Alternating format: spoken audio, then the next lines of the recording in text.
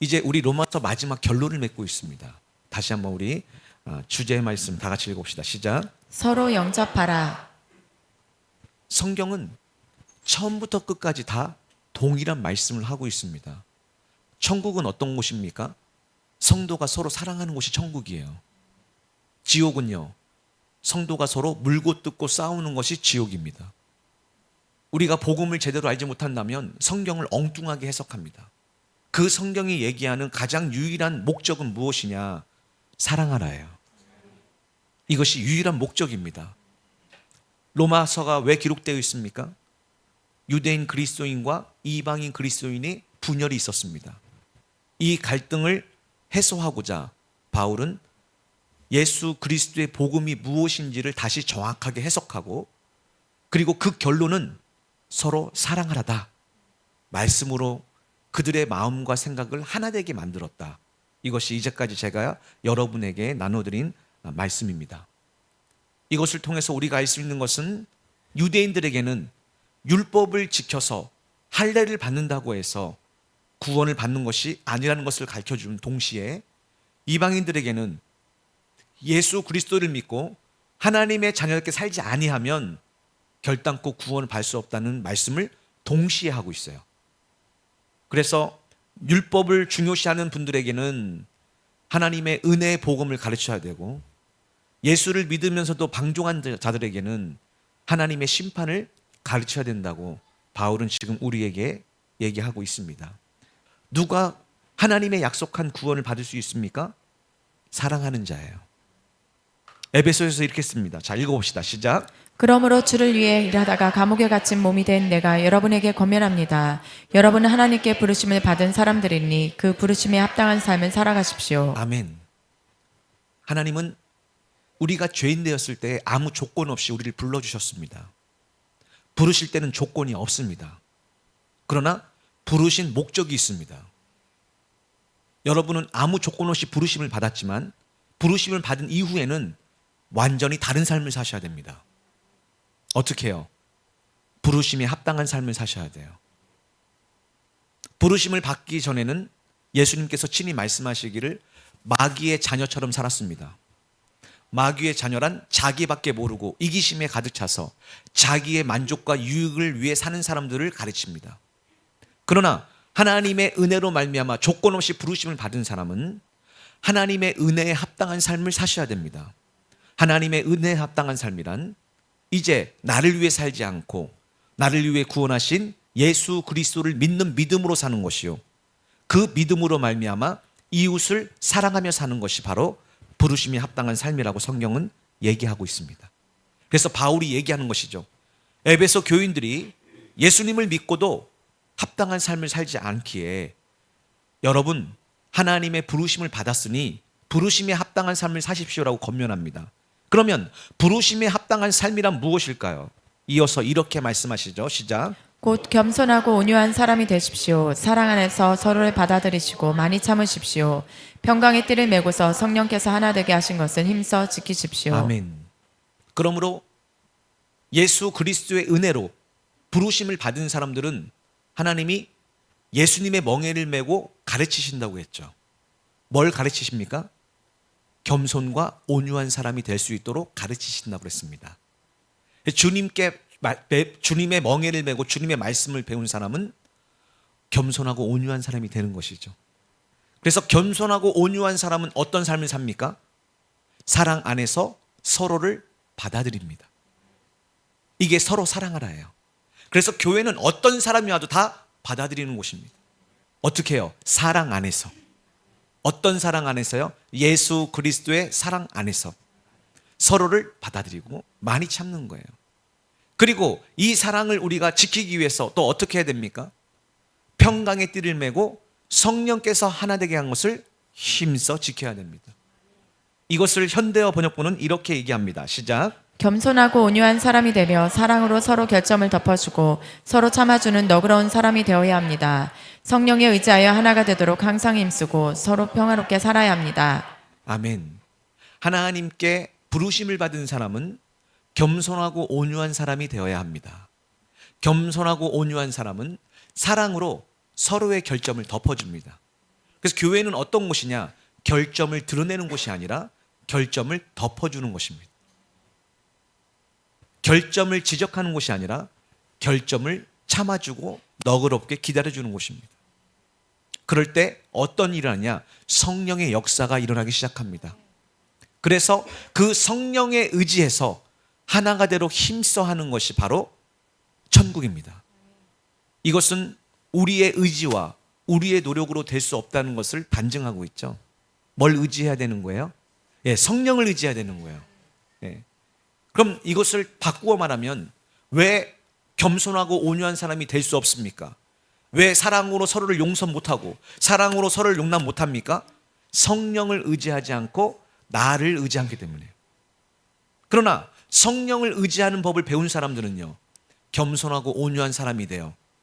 서로를 너그럽게 받아주고 결점을 덮어주고 오히려 그들의 결점도 사랑으로, 긍휼로, 자비로 그들을 위해서 기도해 줄 수 있는 사람이 된다는 것입니다. 그래서 교회는 어떤 곳입니까? 성령에 의지하여 성령께서 하나 되게 하신 것을 힘써 지키는 곳입니다. 그랬을 때 우리 모두는 날마다 두렵고 떨림으로 구원을 이루어가게 될 줄 믿습니다. 자, 바울이 이 말씀과 동일한 말씀을 로마서 결론에서 하고 있어요. 그래서 오늘 15장을 통해서 로마서의 결론부를 마무리하려고 합니다. 자, 읽어봅시다. 시작. 믿음이 강한 우리는 믿음이 약한 사람들의 약점과 잘못에 대해서도 너그럽게 감싸 주어야 합니다. 우리는 자신만을 위해 자기 좋을 대로 살아서는 안 됩니다. 우리는 저마다 이웃을 기쁘게 하고 이웃의 유익을 위해 살아야 하며 이웃에게 덕을 세우도록 해야 합니다. 아멘. 같은 말씀을 하고 있죠. 앞으로 계속해서 우리가 기도회를 통해서 바울 서신을 공부하다 보면 다 똑같은 말씀이라는 사실을 알게 됩니다. 교회 안에는 믿음이 강한 자와 믿음이 약한 자가 있습니다. 왜 교회 안에는 하나님이 믿음이 강한 자와 약한 자를 함께 두셨을까요? 믿음이 강한 사람이 믿음에 약한 사람을 감싸주고 품어주고 사랑해 주라고 하나님이 우리를 이곳에 보내신 것입니다. 이것은 마치 부모와 자녀의 관계와 마찬가지입니다. 자녀들은 부모가 필요합니다. 왜냐하면 그들은 연약하고 부족한 점이 많기 때문이에요. 왜 하나님이 우리에게 자녀를 주셨습니까? 그들을 주님의 훈계로 잘 가르쳐서 하나님의 사람으로 예수님의 제자로 잘 양육하라고 우리에게 맡겨주신 것이죠. 그래서 부모는 항상 자녀들의 약함과 잘못된 것을 너그럽게 용서해주고 감싸주면서 잘 교육하고 잘 훈련시켜야 될 의무가 있는 것입니다. 마찬가지로 교회에서도요, 믿음이 강한 사람이 부모의 마음이 돼요. 믿음이 약한 사람을 품어주고 감싸주고 잘 가르쳐주고 용납해주는 것이 필요합니다. 그것이 바로 온유와 겸손이에요. 그래서 우리는 믿는 사람은 자신만을 위해 자기 좋을 대로 살아서는 안 됩니다. 이것이 바로 바울이 로마서 8장에서 육신을 따르는 사람이라고 그랬죠. 다시 말합니다. 육신을 따르는 사람은 어떻게 살아요? 자신만을 위해 자기가 좋을 대로 살아갑니다. 그러나 성령을 따르는 사람은 이웃을 기쁘게 하고 이웃의 유익을 위해서 살아갑니다. 모든 것을 할 때 이웃에게 덕을 세우도록 하기 위해서 합니다. 이것을 바울은 계속 강조해서 먹어도 마셔도 주님의 영광을 위하여, 살아도 죽어도 주님의 영광을 위하여 합니다. 이렇게 하는 거예요. 그 말을 우리에게 접목하자면 먹어도 마셔도 살아도 죽어도 이웃을 기쁘시게 하기 위해, 이웃에게 유익을 주기 위해, 이웃에게 덕을 세우기 위해 하는 것이죠. 이것이 바로 사랑입니다. 어떤 분들은 이런 질문을 하게 될 거예요. 그럼 왜 나를 위해 살지는 못하고 내 이웃을 위해서만 살아야 됩니까? 어떤 분은 그렇게 얘기하실 거예요. 저는 우리 가정에서 왜 저만 이렇게 희생하고 저만 왜 이렇게 봉사해야 됩니까? 라고 물어보시는 분도 있을 거예요. 또는 직장이나 사회 공동체에서 목사님, 그럼 저는 언제까지 이렇게 희생하고 저만 이렇게 봉사하고 섬겨야 됩니까? 라고 물어보는 사람이 있을 것입니다. 왜 우리 믿는 사람들은 이렇게 살아야만 합니까? 이어지는 구절에 바울은 그 이유를 이렇게 설명합니다. 시작. 우리 주 그리스도께서도 절교 자신이 기뻐하는 대로 살지 않았습니다. 그러므로 성경에 기록되기를 주님을 욕하는 자들의 그 욕이 나에게 떨어졌다라고 했습니다. 아멘. 주님이 뭐라고 말씀하십니까? 제 아들의 발을 씻긴 후에 내가 선생되고 또 너희의 주가 되었지만 너희에게 이렇게 행한 것은 너희가 이것을 본받아 너희도 이와 같이 살게 하려 합니다. 행하게 하려 합니다. 이렇게 얘기하죠. 왜 우리가 그렇게 살아야 됩니까? 주께서 그렇게 사셨어요. 그리고 주님이 우리를 그렇게 사랑하셨습니다. 왜 그렇게 하셨다고요? 우리도 이와 같이 다른 사람을 섬기며 살게 하기 위해서요. 그래서 가장 행복한 것은 무엇인 줄 아십니까? 서로 섬기는 거예요. 나도 섬기고 상대방도 섬기고, 이것이 바로 서로 사랑하라는 주님의 말씀의 핵심이고, 서로 사랑할 때 하나님의 나라가 우리의 삶에 임하게 될 줄 믿습니다. 주님은 우리에게 어떤 본을 보여주셨습니까? 자신을 대적하는 대적자들을 대신해서 모욕을 당하고 고난을 당하셨습니다. 이것을 실질적으로 설명하면 주님의 원수인 나를 위해서 주님이 모욕을 당하고 고난을 당하셨어요. 이것이 바로 주님이 이 땅에 오셔서 우리에게 이루어 주신 놀라운 사랑입니다. 이어서 성경은 이렇게 얘기하죠. 무엇이든지 이전에 기록된 모든 말씀은 우리에게 교훈을 주기 위해 기록된 것입니다. 그래서 우리는 주님께서 나 같은 죄인을 구원하기 위해서 온갖 모욕과 수치를 당하고 고난을 받았다는 이 말씀을 믿게 되면 우리도 우리에게 원수 같은 그 사람을 위해서 어떻게 해요? 인내하고 또 그 사람을 사랑으로 품을 수 있는 그런 사람이 되는 거예요. 그럴 때 우리 마음에 소망이 가득 찹니다. 왜냐? 내가 이렇게 살게 만든 것은 성령님이실진데 이로 말미암아 나는 확실하게 구원을 받을 줄 믿습니다. 라고 확신하게 되는 거예요. 왜? 주께서 그렇게 살게 해주시기 때문입니다. 다시 한번 크게 읽어봅시다. 시작. 인내와 위로를 주시는 하나님께서 여러분을 도와 서로가 같은 뜻을 품고 한 마음이 되어 그리스도 예수를 따를 수 있게 되기를 바랍니다. 그리하여 우리 모두가 한 마음과 한 입으로 하나님 곧 우리 주 예수 그리스도의 아버지께 영광을 돌릴 수 있게 되기를 빕니다. 아멘. 그런데 이러한 삶은 우리의 의지와 노력으로 되는 것이 아니라는 사실을 계속 강조하고 있죠, 바울이요. 이것을 놓치시면 안 됩니다. 바울은 우리가 마땅히 살아야 됨을 얘기하지만 바로 그 다음에는요, 우리의 힘과 노력이 아닌 오직 하나님의 도우심으로만 가능하다는 것을 계속해서 강조하고 있어요. 여기 보니까요, 인내와 위로를 주시는 하나님께서 여러분을 도와. 그렇죠. 그러니까 인내와 위로로 다른 사람을 품고 소망 가운데 기뻐해야 되는데 이것은 언제 가능하느냐? 하나님께서 우리를 도와주실 때 가능합니다. 예. 그래서 하나님께서 이렇게 우리를 도와주실 때 우리는 같은 뜻을 품고 한 마음이 되어 예수님을 따라갈 수 있습니다. 어떻게 해요? 서로 사랑하라는 말씀을 따라갈 수 있게 되는 거예요. 그리하여 우리 모두가 하나님의 도우심으로 말미암아 한 마음과 한 입으로 하나님께 영광을 돌리는 것, 그것이 교회예요. 이것이 교회입니다. 그리고 하나님은 그 교회를 구원시킬 줄 믿습니다. 그러므로 이제 바울은 결론부에서 이렇게 얘기합니다. 그리스도께서 하나님께 영광을 돌리고자 여러분을 받아들이신 것처럼 여러분도 여러분 서로 모두를 있는 그대로 받아들이십시오. 이것이 구원이에요. 이것이 이제까지 바울이 복음을 설명하고 또 모든 것을 설명한 목적입니다. 그 결론이 뭐라고요? 예수님께서 우리를 받아들이신 것처럼 여러분도 서로 받아들이십시오. 유대인, 그리스도인, 이방인, 그리스도인이 지금 서로 분열되어 있는데 주님께서 모두를 받으신 것처럼 여러분 서로도 모두 받아들이십시오.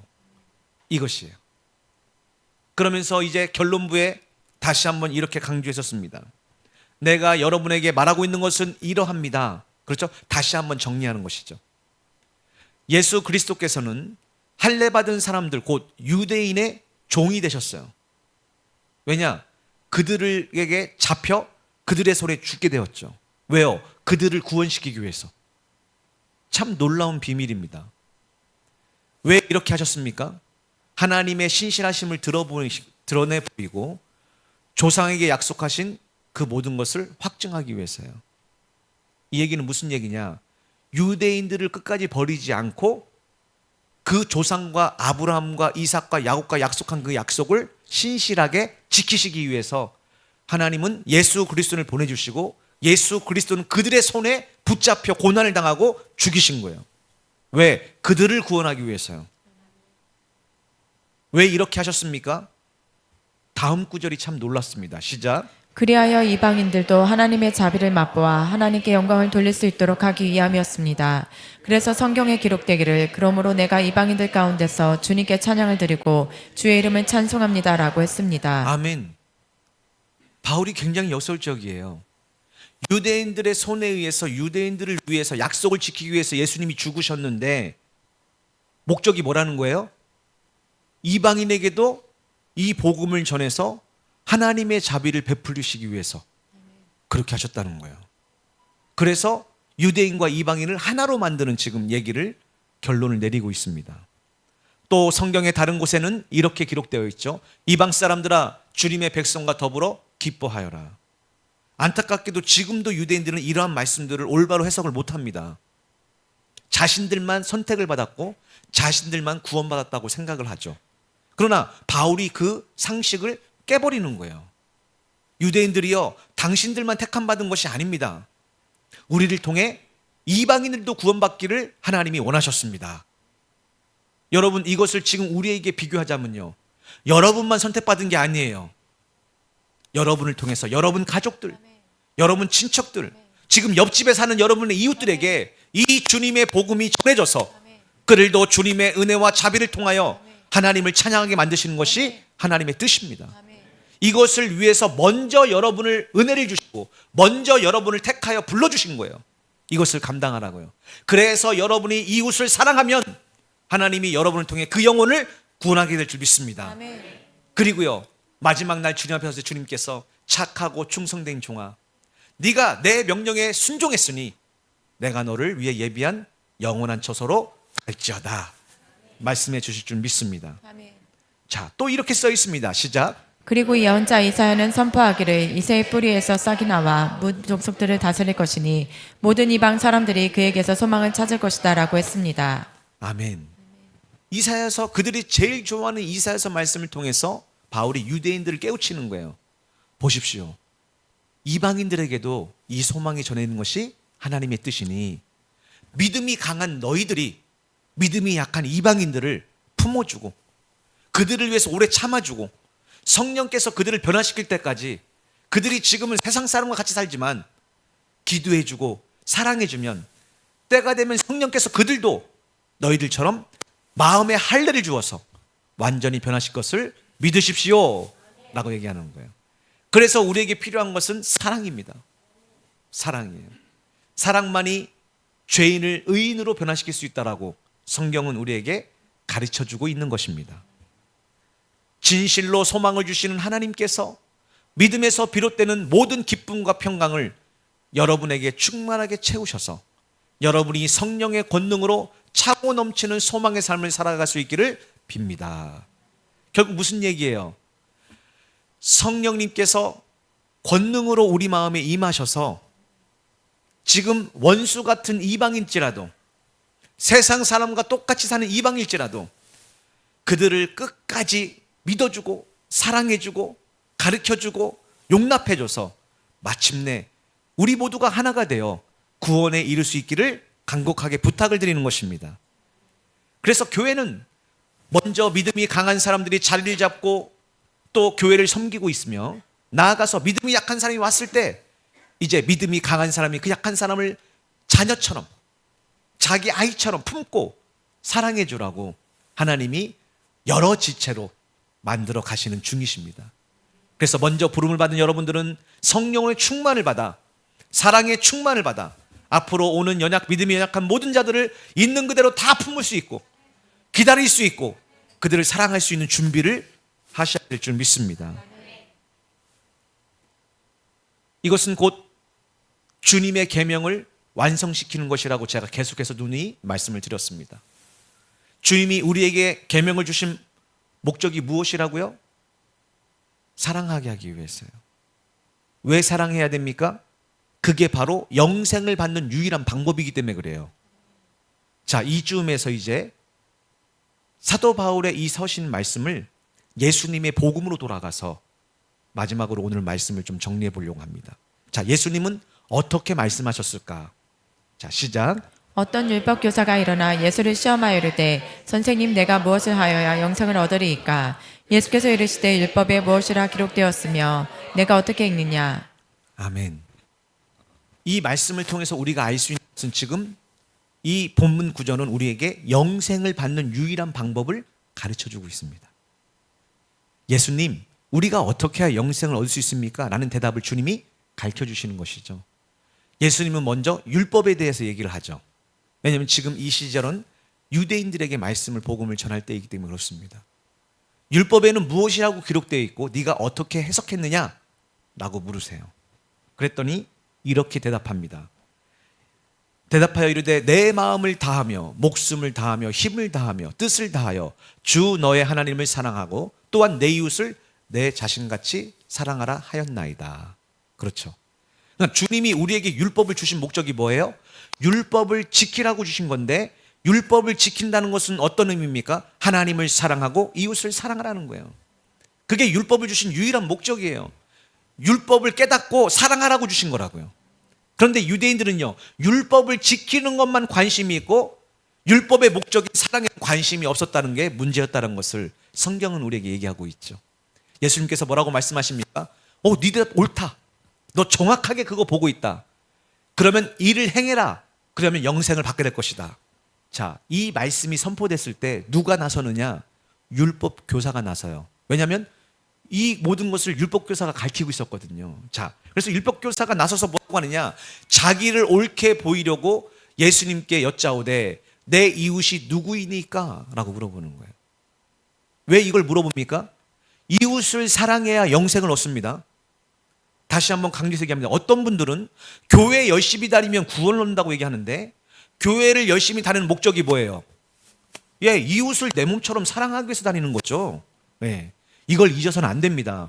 교회만 열심히 다니면 율법 교사와 똑같은 거예요. 그걸로 구원받을 수 없습니다. 교회를 열심히 다니고 말씀을 많이 읽고 기도를 많이 하는 목적은 단 하나입니다. 이웃을 내 몸처럼 사랑하기 위해서요.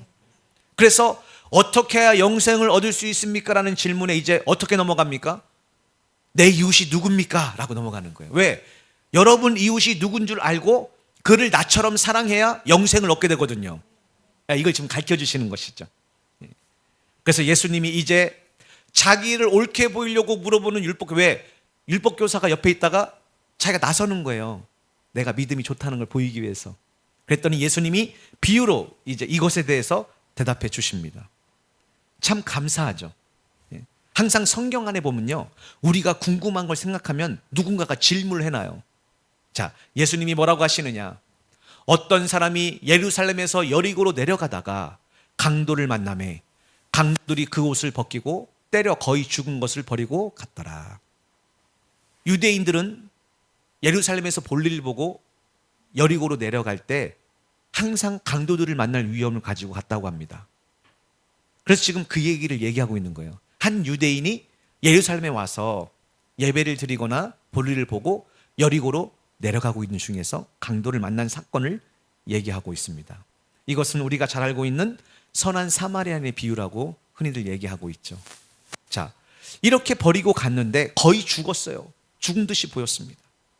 마침 한 제사장이 그 길로 내려갑니다. 그런데 그를 보고 피하여 지나갑니다. 또 이와 같이 한 레인도 그곳에 지나가는데 그곳에 이르러, 이 얘기는 무슨 얘기냐? 바로 그 시체 앞에 서 있었던 거예요. 그런데도 보고 피하여 지나갑니다. 그래서 결국 이 제사장과 이 레위인은 하나님의 일꾼임에도 불구하고 강도 만난 자의 이웃이 되지 못했어요. 왜 그랬을까요? 했을 때 주석서는 이렇게 얘기합니다. 제사장이나 레위인은 성전 안에서 하나님의 일을 직무하는 자들입니다. 그런데 이들이 만약에 이 부정한 시체를 혹여나 만지면 만졌는데 죽었으면, 시체를 만진 거면 이제 분리가 돼요. 정결할 때까지 따로 합니다. 그러면 어떻게 되느냐? 첫 번째, 성전 안에 직무를 못 봐서 일단 돈을 못 받고 먹을 것을 못 먹습니다. 성전에서 나오는 걸 가지고 먹거든요. 근데 못 먹어요. 그리고요, 따로 거룩하게 될 때까지 부정하니까 분리되어 있어야 돼요. 그리고요, 그게 끝나면 다시 와서 예물을 드려서 자기를 정결케 하는 의식을 해야 됩니다. 그럼 보십시오. 재정적으로, 시간적으로 얼마나 큰 손해예요. 월급도 못 받죠. 그 식탁에서 나오는 것도 못 먹죠. 분리돼 있죠. 또 예물을 드려서 거룩한 정결 예식을 해야 된단 말이에요. 그러니까 당연히 갔다가 이게 가까이 가서 보니까 죽은 것 같아. 그럼 당연히 어떻게 못 건지고 가는 거죠. 왜? 가만히 계산해 보면 내가 손해 보거든요. 내가 괜히 만졌다가, 시체를 만졌다가 많은 돈, 월급도 못 받고 또 직무도 못 하고 또 오히려 예물을 드려야 돼요. 정결케 하려면 얼마나 큰 손해입니까? 그러니까 피해서 지나간 거예요. 왜? 가까이 와서 보니까 죽은 것 같아. 그래서 피해간 것입니다. 이렇게 주석서는 해석하고 있어요. 이것이 바로 예수님을 대접할 수 있는 기회에 예수님을 놓친 사건입니다. 그리고 이제 우리가 알고 있는 사마리아인이 지나갑니다. 근데 참 이게 예수님의 비유가요, 참 놀라워요. 원래는 누가 지나갔어야 돼요? 유대인 중에 한 명이 지나갔어야 되는 거예요, 이게 원래요. 그런데 하필 누가 지나갑니까? 유대인들과 원수지간인 사마리아인이 지나가는 거예요. 원수가. 상종도 하지 않고 인사도 하지 않는 사마리아인이 하필 지나가는데, 신기한 것은, 자 보십시오. 읽어봅시다. 시작. 어떤 사마리아 사람은 여행하는 중 거기 이르러 그를 보고 불쌍히 여겨 가까이 가서 기름과 포도주를 그 상처에 붓고 싸매고 자기 짐승에 태워 주막으로 데리고 가서 돌보아 주니라. 아멘. 원수인 사마리아 사람이 여행을 하는 중에 거기에 이르러 보니까 그를 도와줬는데, 왜 도와줬어요? 예, 불쌍히 여겨. 이게 사랑이에요. 그래서 예수님이 복음서에서는 계속 뭐라고 합니까? 내가 너를 불쌍히 여겨 은혜를 준 것처럼 너도 그 사람을 불쌍히 여겨 자비를 베푸는 것이 옳지 않으냐? 이게 심판이에요. 그래서 누가 하나님의 심판대 앞에서 자비를 받습니까?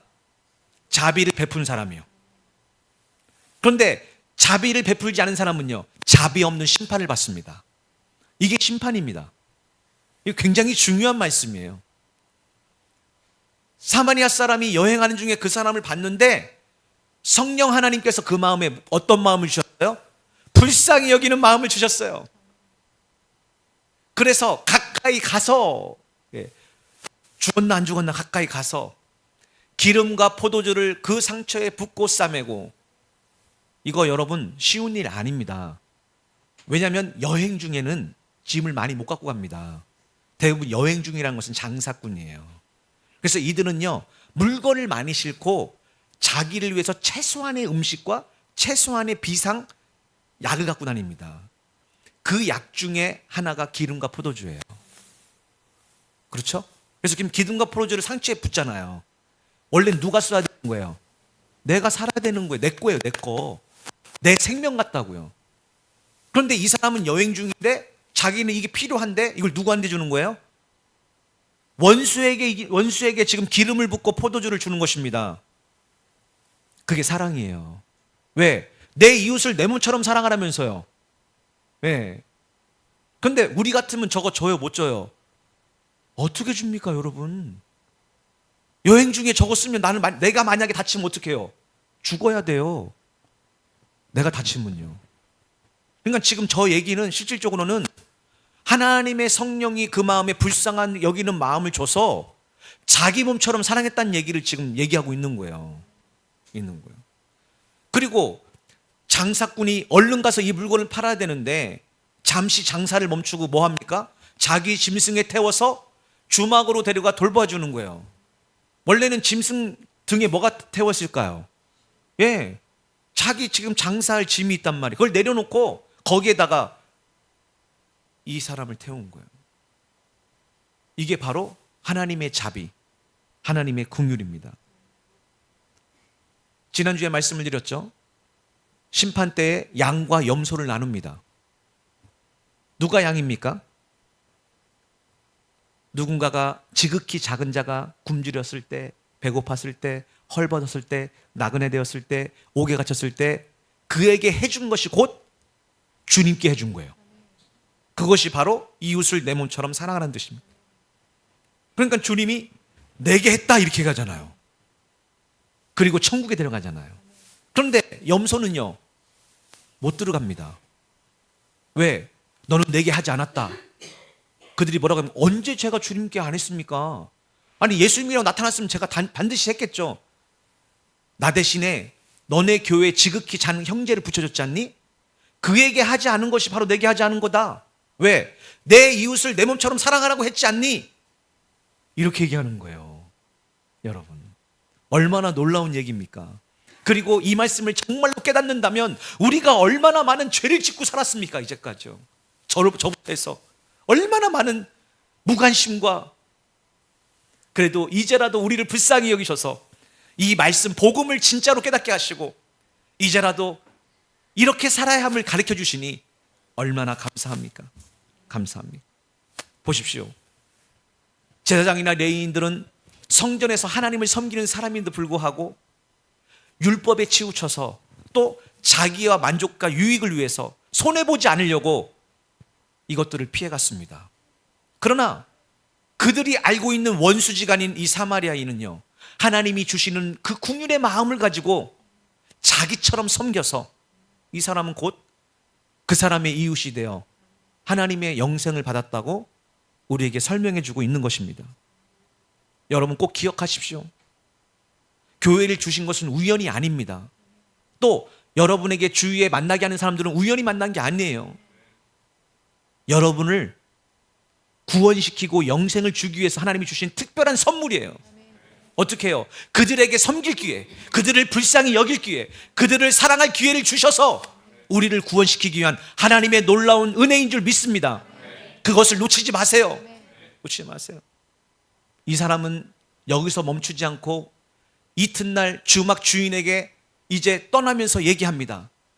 자기의 하루 일당을 주면서, 다시 여기서 지금 차 갖고 있는 걸 주면서 이 사람을 돌봐주십시오. 비용이 더 들면 내가 올 때 갚겠습니다. 이것은 마치 예수님이 우리를 사랑하시되 끝까지 사랑하시라는 말씀처럼 저는 단순히 그 순간만 사랑하는 게 아니라 끝까지 이 사람을 돌보고 사랑하는 그런 하나님의 사랑을 예표하고 있습니다. 우리도 그렇게 사랑해야 됩니다. 얼마나 많은 사람이 처음 신앙생활 시작하거나 교회 처음 왔을 때 뜨겁게 사랑합니까? 그러나 머지않아서 시험 들어서 얼마나 많은 사람들이 그 사랑을 잊어버리고 마음이 식습니까? 여러분, 처음에 사랑했던 그 사랑 끝까지 갖고 가십시오. 그것을 위해서 성령 안에서 끝까지 기도하십시오. 그럼 여러분이 복을 받습니다. 큰 축복을 받을 줄 믿습니다. 하나님은 우리에게 예수님을 섬길 기회를 그렇게 주십니다. 여러분 이웃을 통해서, 여러분 삶을 통해서 지극히 작은 그 사람이 실질적으로 예수님이 보내신 거예요. 그때 성령께서 긍휼한 마음, 섬기는 마음을 주실 때 놓치지 마시고요, 순종해 보십시오. 하나님이 더 큰 은혜를 여러분에게 주실 줄 믿습니다. 특별히 교회가 너무나 중요해요. 교회는 계속해서 하나님의 은혜로 부르심 받은 사람이 계속 옵니다. 오는데요, 믿음이 강한 사람과 약한 사람이 있어요. 믿음이 강한 사람은요, 약한 사람을 자기의 기준으로 판단해서는 안 되고요, 그를 있는 모습 그대로 품어주면서 사랑해주면서 기다려줘야 됩니다. 그래서 교회가 모여야 되는 거예요. 자, 마지막으로 우리가 암송하는 말씀이죠. 읽고 마치겠습니다. 시작. 내 생각에는 이 세 사람 중에 누가 강도 많은 자의 이웃이 되겠느냐? 이르되 자비를 베푼 자니이다. 예수께서 이르시되 가서 너도 이와 같이 하라 하시니라. 아멘. 앞부분에 뭐라고 합니까? 그 율법대로 행하면 네가 영생을 얻을 것이다 하죠. 근데 이제는 어떻게 끝납니까? 자비를 너희가 베풀면 너도 영생을 얻게 될 것이다. 결국 누가 영생을 얻습니까? 이웃에게 자비를 베푼 자예요. 그가 영생을 얻습니다. 그것을 성령께 구해서 우리 마음이 사랑으로, 하나님의 사랑으로 가득 차야 됩니다. 교회는 왜 있습니까? 이것을 훈련하는 곳이에요. 어떻게 훈련합니까? 우리 믿음이 자라면 자랄수록 믿음이 약한 사람이 옵니다. 그때 믿음이 자란 우리가 믿음이 약한 사람을 잘 사랑으로 가르쳐주고 권면하고 기도해주고 할 때 구원이 이루어가는 거예요. 여러분, 이것을 놓치지 않기 부탁을 드립니다. 또는 오히려 거꾸로 믿음이 약한 자를 비판하거나 정죄해서 하나님의 진노의 심판을 받지 않기를 부탁을 드립니다. 여러분이 심판대 앞에서 하나님의 자비를 받기를 원하십니까? 하나님의 긍휼을 받기를 원하십니까? 기억하십시오. 여러분이 지극히 작은 자 하나에게 자비를 베푼다면 심판대에서 하나님이 여러분에게 자비를 베풀 줄 믿습니다. 그것이 바로 영생을 받는 방법이라고 오늘 예수님이 우리에게 가르쳐 주십니다.